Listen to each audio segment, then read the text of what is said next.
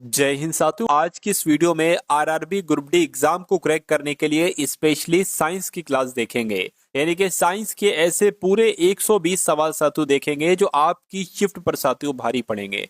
मैं कहूंगा साथियों, अगर आपकी परीक्षा दिसंबर माह में है और आपने इस वीडियो में साथियों एंट्री की है तो मैं कहूंगा आज की इस वीडियो का एक एक सवाल आपके जहन में साथियों स्टोर हो जाना चाहिए, आपके मन में स्टोर हो जाना चाहिए। अगर ऐसा है, ये 120 की 120 सवाल अगर आप तैयार कर लेते हैं, इनको रट लेते हैं, मेरा मानना है कि साइंस में आपको कोई दिक्कत महसूस नहीं होगी।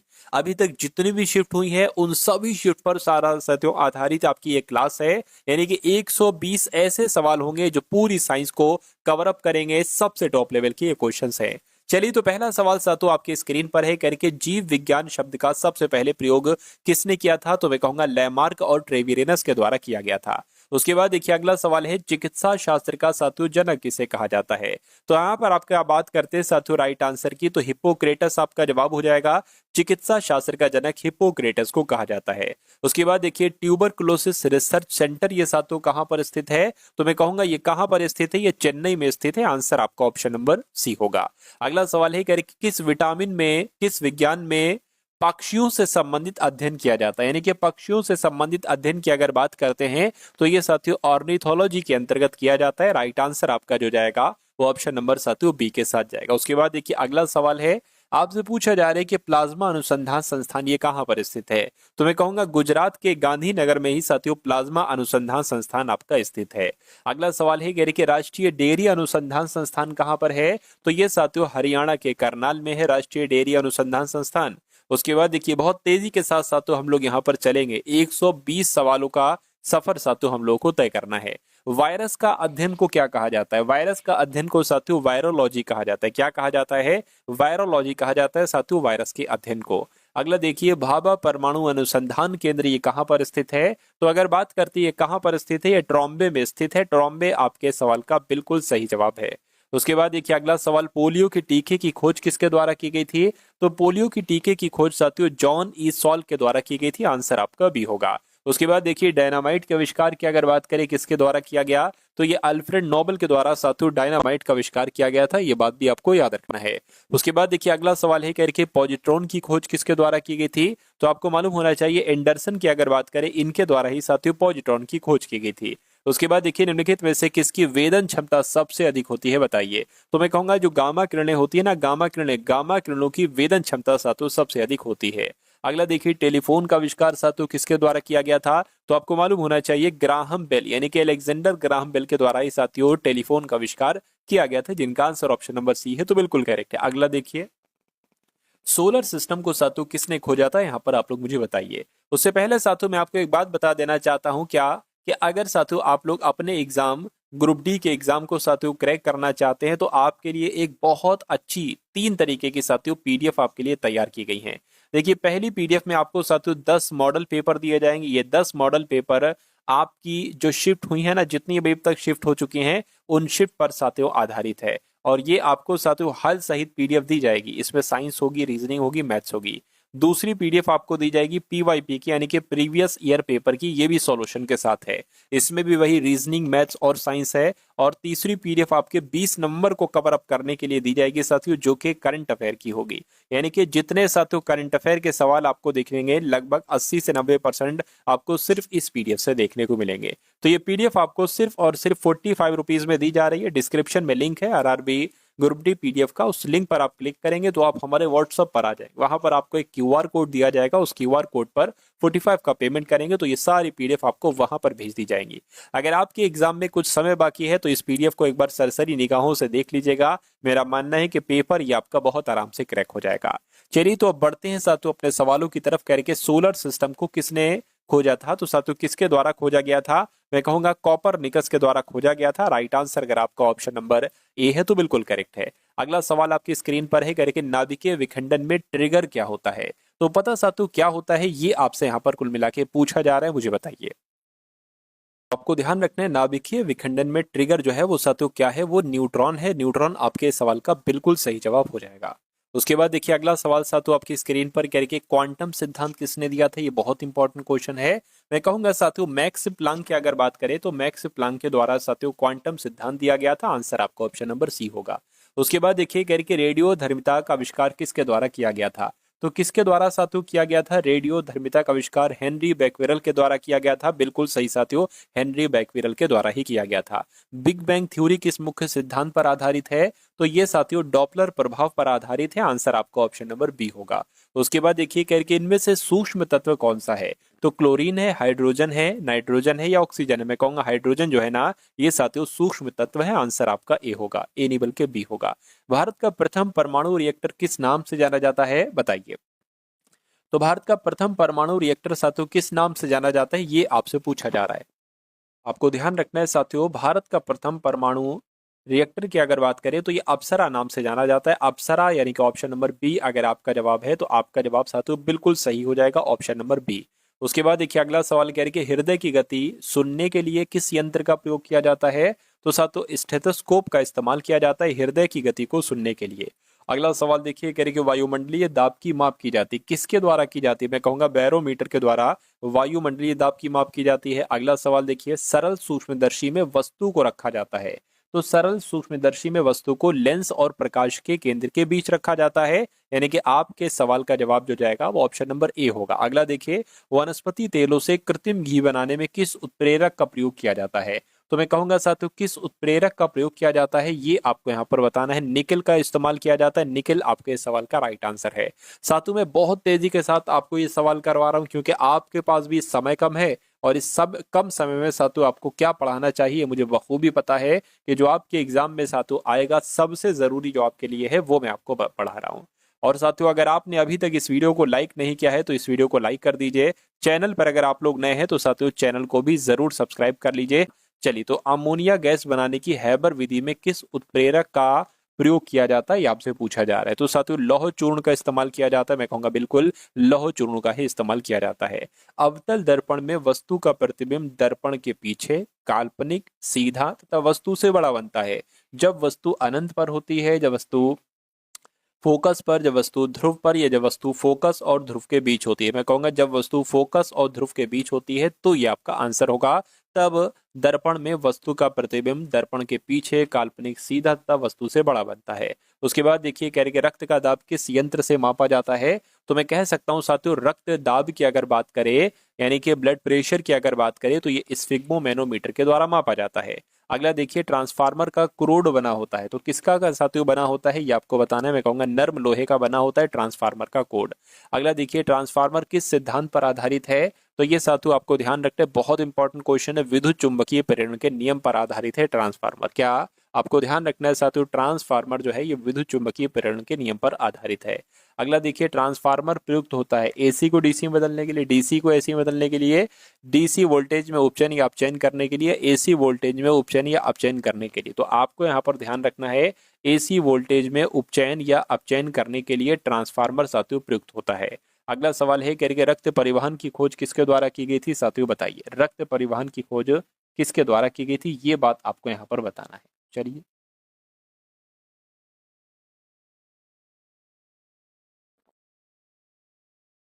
तो अगर आपका जवाब विलियम हार्वे है तो मैं कहूंगा साथियों आपका जवाब यहाँ पर जो होगा वो बिल्कुल सही हो जाएगा। ठीक है ना, विलियम हार्वे अगर आपका जवाब है तो बिल्कुल करेक्ट है। उसके बाद देखिए अगला सवाल कह रही है श्री हरिकोटा प्रक्षेपण केंद्र साथियों ये कहाँ पर स्थित है। तो ये मैं कहूंगा ये आंध्र प्रदेश में स्थित है श्री हरिकोटा प्रक्षेपण केंद्र। अगला देखिए भारत ने अपना पहला परमाणु विस्फोट साथियों कहाँ किया था। तो कहाँ किया था, मैं कहूंगा पोखरण में किया था भारत ने अपना पहला परमाणु विस्फोट। उसके बाद देखिए भारत ने अपना पहला परमाणु विस्फोट कब किया था। तो 18 मई 1974 को किया था। कहाँ किया था ये तो मैं आपको बता चुका हूँ, आंसर आपका भी होगा। उसके बाद देखिए परमाणु ऊर्जा आयोग का गठन किसकी अध्यक्षता में किया जाता है किया गया था। तो मैं कह सकता हूँ डॉक्टर होमी भाभा की अगर बात करते हैं साथियों परमाणु ऊर्जा आयोग का गठन डॉक्टर होमी भाभा की अध्यक्षता में किया गया था। राइट आंसर आपका जो जाएगा वो ऑप्शन नंबर ए होगा। अगला देखिए कह रही है भारत में निर्मित पहला बहुउद्देशीय उपग्रह कौन सा था। तो किसकी बात चल रही है साथियों इनसैट 2A की बात चल रही है। यानी कि ये भारत में पहला निर्मित बहुउद्देशीय उपग्रह था इनसैट 2A। रडार का अर्थ क्या है साथियों मुझे बताइए। तो रडार की अगर बात करते हैं साथियों रेडियो डिटेक्शन एंड रेंजिंग की अगर बात करते हैं, रेडियो डिटेक्शन एंड रेंजिंग की अगर बात करें, ये रडार का अर्थ है। अगला देखिए, भाभा परमाणु अनुसंधान केंद्र की साथियों स्थापना कब हुई थी, मुझे बताइए। चलिए, क्या आपका जवाब हो सकता है? तो अगर आपका जवाब साथियों 1954 है तो मैं कहूंगा 1954 आपका बिल्कुल सही जवाब है। भाभा परमाणु अनुसंधान केंद्र की स्थापना 1954 में ही हुई थी। भारत का अंटार्कटिक अध्ययन केंद्र ये कहाँ पर स्थित है, मुझे बताइए। तो ये साथियों अगर बात करें कहाँ पर स्थित है, तो ये गोवा में स्थित है। गोवा आपके सवाल का बिल्कुल सही जवाब हो जाएगा। अगला देखिए, कह रहे मलेरिया के कीटाणु की खोज किसके द्वारा की गई थी, फटाफट बताइए। तो ये साथियों किसके द्वारा की गई थी, रोनाल्ड रॉस के द्वारा मलेरिया के कीटाणु की खोज की गई थी। अगला देखिए साथियों, 50 सवाल हो चुके हैं और कुछ सवाल और आपके यहाँ पर बाकी हैं। तो इन सारे सवालों को आप लोग बहुत अच्छे तरीके से लेंगे। अगर ईमानदारी के साथ इन सारे सवालों को आप देखते हैं तो मेरा मानना है कि जो आपकी विज्ञान की दिक्कत है, ये विज्ञान की दिक्कत साथियों आपकी खत्म हो जाएगी। विज्ञान के क्वेश्चन यहाँ से आपको बहुत सारे साथियों देखने को मिलेंगे। चलिए, तो बात करें डीएनए की खोज साथियों किसके द्वारा की गई थी, बताइए। तो वॉटसन और क्रिक के द्वारा की गई थी। मैं कहूंगा बिल्कुल वॉटसन और क्रिक के द्वारा ही डीएनए की खोज की गई थी। उसके बाद देखिए साथियों, अगले नंबर का सवाल है आपकी स्क्रीन पर, यानी कि बिना बुझे चूने का रासायनिक सूत्र क्या है, ये आपको यहाँ पर साथियों फटाफट बताना है। तो आपको ध्यान रखना है साथियों, बिना बुझे चूने का रासायनिक नाम क्या है, कैल्शियम क्लोराइड है। क्या है साथियों, कैल्शियम क्लोराइड है, ये आप लोग याद रखेंगे, ठीक है ना।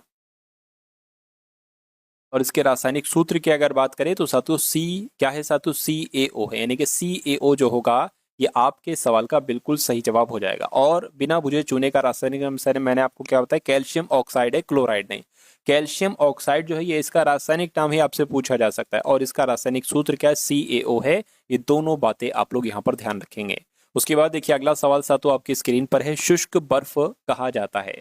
तो शुष्क बर्फ की अगर हम बात करते हैं, ठोस कार्बन डाइऑक्साइड को ही साथियों शुष्क बर्फ कहा जाता है। सही जवाब आपका ऑप्शन नंबर ए होगा। अगला देखिए, अश्रु गैस का रासायनिक नाम क्या है। तो इसका रासायनिक नाम साथियों क्या है, ये आपसे यहाँ पर पूछा जा रहा है, फटाफट बताइए। चलिए, तो आपको ध्यान रखना है साथियों, तो आपको यह साथियों मैं आपको बता दूं, अश्रु गैस का जो रासायनिक नाम वैसे होता नहीं है, लेकिन इसके जो है वो घटक कई सारे होते हैं, जिसमें से एक घटक इसमें लिखा हुआ है क्लोरोएसिटोफेनॉन। यानी कि आपके सवाल का जवाब जो जाएगा वो ऑप्शन नंबर सी के साथ जाएगा। स्कर्वी रोग किस विटामिन की कमी के कारण होता है। तो अगर आपका जवाब ऑप्शन नंबर सी है तो आपका जवाब यहाँ पर बिल्कुल करेक्ट हो जाएगा। उसके बाद देखिए अगले नंबर का साथियों सवाल है, विटामिन डी का सर्वोत्तम स्रोत क्या है साथियों। तो सूर्य का प्रकाश ये विटामिन डी का सर्वोत्तम स्रोत है। अगला देखिए, विटामिन बी का रासायनिक नाम क्या है। तो अगर आपके एग्जाम में पूछा जाए कि विटामिन बी है ना, विटामिन बी के बारे में आपसे पूछा जा रहा है, विटामिन बी की अगर बात करते हैं साथियों, तो अगर विटामिन B7 कर दें यहाँ पर ना हम लोग, तो मैं कह सकता हूँ बायोटिन हो जाए, क्योंकि विटामिन B7 का रासायनिक सूत्र जो होता है वो साथियों क्या होता है, आपका बायोटिन होता है। अगला सवाल देखिए, कह रहे नपुंसकता या बंध्यता किस विटामिन की कमी की वजह से होती है। तो ये किस विटामिन की कमी की वजह से होती है, ये आपसे यहाँ पर पूछा जा रहा है साथियों, बताइए। तो ये विटामिन ई की कमी की वजह से होती है, यानी कि आपके सवाल का जवाब जो जाएगा वो ऑप्शन नंबर सी के साथ जाएगा। विरंजक चूर्ण का रासायनिक नाम क्या है। तो इसका रासायनिक नाम साथियों ब्लीचिंग पाउडर है। ब्लीचिंग पाउडर आपके सवाल का जो होगा वो बिल्कुल सही जवाब हो जाएगा। उसके बाद देखिए अगला सवाल कह रही है, साधारण नमक का रासायनिक नाम क्या है। तो साधारण नमक का रासायनिक नाम साथियों सोडियम क्लोराइड है। क्या है, सोडियम क्लोराइड आपके सवाल का बिल्कुल सही जवाब है। विटामिन के का रासायनिक नाम क्या है। तो विटामिन के का रासायनिक नाम की अगर बात करें तो फिलोक्विनोन है। क्या है साथियों, फिलोक्विनोन, ये विटामिन के का रासायनिक नाम है। अगला देखिए, मार्श गैस किसे कहा जाता है। तो मीथेन की अगर बात करें साथियों, मीथेन को ही मार्श गैस के नाम से रूप में जाना जाता है। अगला देखिए, डाइक्लोरो डाइफ्लोरो मीथेन बाजार में किस नाम से पाया जाता है। तो आपको मालूम होना चाहिए साथियों किस नाम से जाना जाता है। मैं कहूंगा फ्रियोन 12 के नाम से साथियों पाया जाता है। डाइक्लोरो डाइफ्लोरो मीथेन ये बाजार में फ्रियोन 12 के नाम से पाया जाता है। अगला सवाल साथियों आपकी स्क्रीन पर है, देखिए सवाल को और आप लोग साथियों बताइए कि आपके सवाल का जवाब क्या हो सकता है। आपसे कहा जा रहा है कि क्विक सिल्वर का रासायनिक नाम क्या है। तो क्विक सिल्वर किसे कहा जाता है, मैं कहूंगा पारे को कहा जाता है साथियों क्विक सिल्वर। अगला सवाल देखिए, बहुत तेजी के साथ चलना है, इसलिए आपको अपने मनोमस्तिष्क को साथियों बहुत ध्यानपूर्वक, बहुत अटेंशन में साथियों रहिए इन सवालों को जब मैं आपके सामने करवा रहा हूँ, क्योंकि कोई भी सवाल साथियों आपके एग्जाम में आ सकता है, ये आ जाए या इसको छोड़ के अगला सवाल आ जाए, इसलिए बहुत चौकन्ने तरीके से आपको इन सवालों को देखते रहना है। यानी निम्नलिखित में से सबसे भारी धातु की अगर बात करें तो यूरेनियम जो है ये भारी धातु है। अगला देखिए, पीतल, तांबा, जर्मन सिल्वर में कौन सब में पाया जाता है? पीतल, तांबा, जर्मन सिल्वर में कौन सब में पाया जाता है? तो अगर बात करते हैं साथियों तो तांबे आपके सवाल का राइट आंसर हो जाएगा। उसके बाद देखिए, जस्ता चढ़ाने की प्रक्रिया में लौह चादर किससे लेपित की जाती है? तो ये साथियों जस्ते से ही लेपित की जाती है। आंसर आपका बी है। अगला देखिए, विक्रम साराभाई अंतरिक्ष केंद्र कहां पर स्थित है? तो ये साथियों त्रिवेंद्रम में स्थित है। राइट आंसर आपका ए होगा। अगला देखिए, मंगल ग्रह पर उतरने वाला अंतरिक्ष यान कौन सा था? तो कौन सा था साथियों? पाथ फाइंडर था। मंगल ग्रह पर उतरने वाला पहला अंतरिक्ष यान जो था साथियों वो क्या था? वो पाथ फाइंडर था। अगला देखिए, शुद्ध कार्बन का सबसे कठोर रूप कौन सा होता है? तो कौन सा होता है साथियों? हीरा होता है। हीरा आपके सवाल का जवाब हो जाएगा। अगला देखिए, इनमें से कठोरतम पदार्थ कौन सा है? तो कठोरतम पदार्थ की अगर साथियों बात करें तो तब भी आपका जवाब हीरा होगा। ये भी कठोरतम पदार्थ है। सोडियम का परमाणु संख्या साथियों कितनी होती है? 11 जो होती है ये क्या है? ये सोडियम की परमाणु संख्या है साथियों। राइट आंसर आपका भी होगा। आप मानव शरीर में उपरोस्थि को कहाँ पाएंगे? तो यहां पर अगर बात करें साथियों अब आपका सवाल का जवाब क्या होगा? मैं कहूंगा जांग हो जाएगा। जांग आपके सवाल का बिल्कुल करेक्ट आंसर है। अगला देखिए, हम 1 मिनट में क्या साथियों, हम 1 मिनट में ये लिखा होगा कितनी बार सांस लेते हैं? तो हम 1 मिनट में कितनी बार सांस लेते हैं? 16 से 18 बार सांस लेते हैं। उसके बाद देखिए, टीबिया नामक जो हड्डी पाई जाती है ये आपसे पूछा जा रहा है। टीबिया नामक हड्डी पाई जाती है, ये कहाँ पर साथियों पाई जाती है? मैं कहूंगा ये टांग में पाई जाती है। टीबिया नामक हड्डी जो है ना ये टांग में पाई जाती है। वो अंग जो मानव शरीर में पित्त उत्पन्न करता है, तो वो अंग कौन सा है? मैं कहूंगा वो अंग साथियों यकृत है। यानी कि यकृत अंग मानव शरीर में पित्त को उत्पन्न करता है, पित्त का श्रवण करता है। उसके बाद देखिए, अपथाल्मिक संबंधित है। तो इनमें से साथियों किससे अपथाल्मिक संबंधित है? आंख से संबंधित है साथियों। अपथाल्मिक जो है ना ये आंख से संबंधित है। आंसर आपका डी होगा। उसके बाद देखिए, कह रहे कि मानव शरीर में कौन सा पदार्थ तात्कालिक ऊर्जा प्रदान करता है? तो सबसे जल्दी फास्टली ऊर्जा हमें क्या देता है? तो कार्बोहाइड्रेट देता है। कार्बोहाइड्रेट आपके सवाल का बिल्कुल सही जवाब हो जाएगा। उसके बाद देखिए अगला सवाल, कह रहे कि मानव रक्त का पीएच मान कितना होता है? मुझे बताइए। तो मैं कह सकता हूँ साथियों 7.4 ये क्या है? ये मानव के रक्त का पीएच मान है। अगला देखिए, मानव के हृदय की सामान्य स्पंदन गति कितने प्रति मिनट होती है? तो कितने प्रति मिनट होती है ये आपसे पूछा जा रहा है। मैं कहूंगा 72 प्रति मिनट होती है। अगला देखिए, कह रहे कि सर्वदाता रुधिर वर्ग इनमें से कौन सा है? तो ओ जो है ये सर्वदाता है, यानी कि सबको ये ब्लड दे सकता है। तो आंसर आपका डी होगा। सर्वग्राही की अगर बात करते हैं तो ये साथियों ए बी ब्लड ग्रुप जो है ये सर्वग्राही कहलाया जाता है। अगला देखिए, एक ए बी ग्रुप वाला व्यक्ति खून दे सकता है।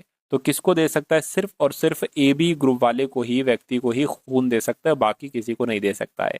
ओ रक्त समूह वाले आदमी का रक्त किसे दिया जा सकता है? तो ये ए रक्त वाले को भी दिया जा सकता है, बी रक्त वाले को भी, ए बी वाले को भी दिया जा सकता है। यानी कि इन सभी रक्त समूह को साथियों ओ रक्त समूह वाला आदमी रक्त दे सकता है। आंसर आपका डी होगा। अगला सवाल साथियों आपकी स्क्रीन पर है, आपको देखना है और बताना है राइट आंसर क्या होगा। 1 किलोग्राम राशि का वजन कितना होता है? तो 9.8 न्यूटन होता है साथियों। अगला सवाल देखिए, 1 जूल किसके बराबर होता है? तो 1 जूल जो होता है ना साथियों ये 10 की घात 7 अर्घ के बराबर होता है। क्या 10 की घात 7 अर्घ के बराबर होता है? ये आपको ध्यान रखना है। एक अश्व शक्ति किसका एकक है? तो ये साथियों शक्ति का ही एकक है। क्या है? ये शक्ति का एकक है। आंसर आपका सी होगा। प्रकाश वर्ष किसकी इकाई है? तो प्रकाश वर्ष की अगर बात करते हैं साथियों ये दूरी की इकाई है। किसकी इकाई है? ये दूरी की इकाई है साथियों प्रकाश वर्ष। ये बात आपको मालूम होना चाहिए। चलिए साथियों अगले नंबर का सवाल हम लोग देखते हैं। एक बार बराबर होता है, तो एक बार साथियों अगर बात करें किसके बराबर होता है ये आप लोग मुझे बता दीजिए। चलिए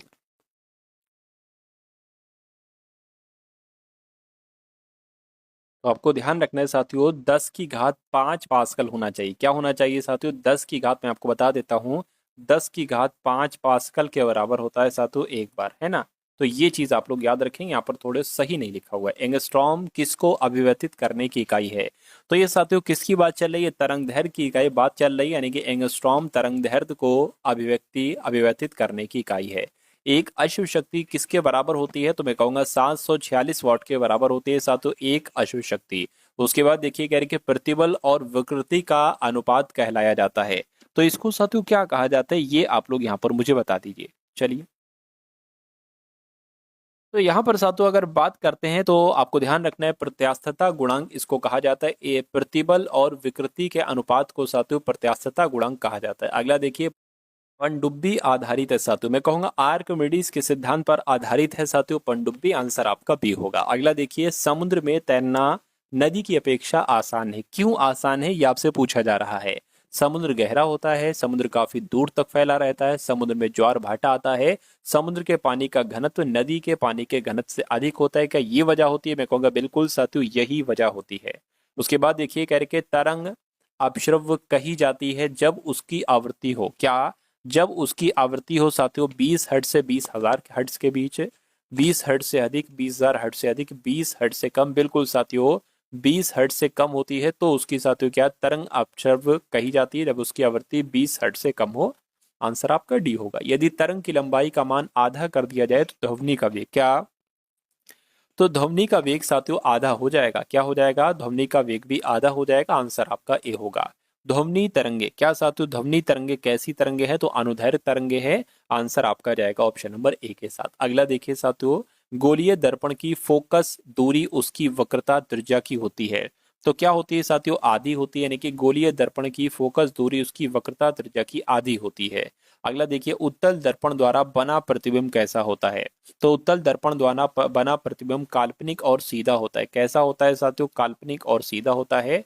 अगला देखिए, प्रकाश तरंग उदाहरण है। तो प्रकाश तरंग एक विद्युत चुंबकीय अनुप्रस्थ तरंग का उदाहरण है। ये सवाल इंपॉर्टेंट है, आप लोग यहाँ पर याद रखेंगे।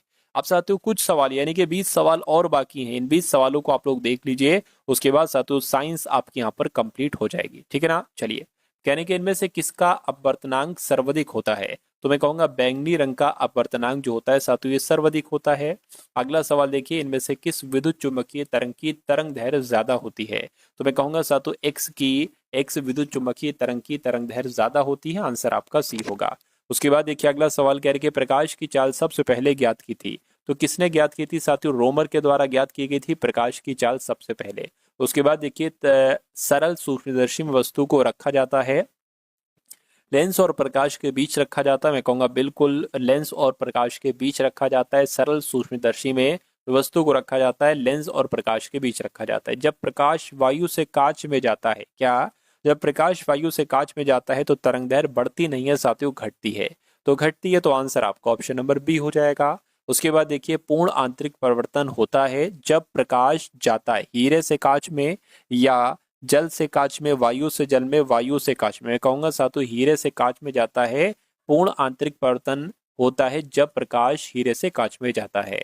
अगला देखिए, प्रकाश तंतु किस सिद्धांत पर कार्य करता है? तो ये साथियों किस सिद्धांत पर कार्य करता है ये आपसे पूछा जा रहा है। पूर्ण आंतरिक परिवर्तन के सिद्धांत पर कार्य करता है। मैं कहूंगा बिल्कुल सही जवाब आपका जो जाएगा वो ऑप्शन नंबर साथियों ए के साथ जाएगा। ठीक है ना? चलिए, प्रकाश ऊर्जा को विद्युत ऊर्जा में बदलता है। तो अगर प्रकाश ऊर्जा को विद्युत ऊर्जा में बदलना हो साथियों तो आप किसका चयन करेंगे बताइए? आपको ध्यान रखना है, सौर सेल की अगर हम बात करते हैं तो साथियों सौर सेल ही प्रकाश ऊर्जा को विद्युत ऊर्जा में बदलता है। सौर सेल आपके सवाल का राइट आंसर है। यांत्रिक ऊर्जा को विद्युत ऊर्जा में साथियों क्या बदलता है? मैं कहूंगा डायनेमो जो है ना, ये यांत्रिक ऊर्जा को विद्युत ऊर्जा में बदलता है। अगला देखिए, 120 सवाल है साथियों, सिर्फ कह रहे कि शुष्क सेल इसमें से है। तो शुष्क सेल की अगर बात करते हैं साथियों, ये आपसे यहाँ पर पूछा जा रहा है, फटाफट आप लोग मुझे बताइए।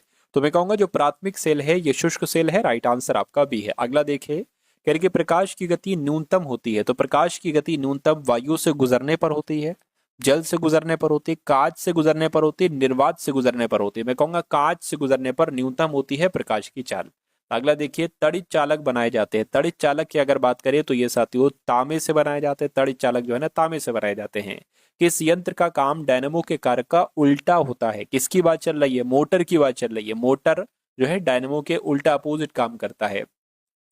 उसके बाद देखिए अगला सवाल, चुंबकीय क्षेत्र मापा जाता है। चुंबकीय क्षेत्र की अगर बात करते हैं साथियों यहाँ पर ये किसको मापता है ये आपसे यहाँ पर पूछा जा रहा है। ये चुंबकीय क्षेत्र जो है ना मापा जाता है किसके द्वारा? यानी कि पायरोमीटर चेक करता है चुंबकीय क्षेत्र? नहीं। या एक तरीके से हाइड्रोमीटर की अगर बात करें, थर्मामीटर की बात करें, या फल्क्सोमीटर की बात करें, तो फल्क्सोमीटर जो है ना ये चुंबकीय क्षेत्र साथियों मापता है। उसके बाद देखिए अगला सवाल क्या आपसे कहा जा रहा है कि नति और चुंबकीय भूमध्य रेखा के बीच का कोण क्या होता है? तो पता क्या होता है साथियों? 0 डिग्री होता है नति और चुंबकीय भूमध्य रेखा के बीच का कोण। उत्तरी चुंबकीय ध्रुव का नमन कोण कितना होता है? तो 90 डिग्री होता है। कितना होता है साथियों? 90 डिग्री होता है। अगला देखिए, स्कूटर के आविष्कारक कौन थे साथियों? तो ब्रॉडशॉ इनका नाम है और ब्रॉडशॉ ही साथियों स्कूटर के आविष्कारक थे। कॉस्मिक किरणों की खोज किसने की थी? कॉस्मिक किरणों की खोज साथियों किसने की थी? विक्टर हेस ने की थी। किसने की थी साथियों? विक्टर हेस ने ही कॉस्मिक किरणों की खोज की थी। अगला देखिए, नाभिकीय रिएक्टरों में ऊर्जा उत्पन्न होती है। तो नाभिकीय रिएक्टर में ऊर्जा जो उत्पन्न होती है वो नियंत्रित विखंडन के द्वारा होती है। वो नियंत्रक विखंडन द्वारा होती है नाभिकीय रिएक्टर में ऊर्जा उत्पन्न। अगला देखिए, कोबाल्ट 60 उत्सर्जित करता है। तो ये साथियों क्या उत्सर्जित करता है, ये आपसे पूछा जा रहा है, बताइए। चलिए देखिए, ये गामा किरणें उत्सर्जित करता है। क्या उत्सर्जित करता है? ये गामा किरणें उत्सर्जित करता है, कोबाल्ट 60। ये आपको ध्यान रखना है साथियों। राइट आंसर आपका जो जाएगा वो ऑप्शन नंबर सी के साथ जाएगा। तो ये साथियों आपके कुछ सवाल थे जो मैंने आपको यहाँ पर बताए। ये क्लास आपको कैसी लगी एक बार कमेंट सेक्शन में आप लोग जरूर बताइएगा।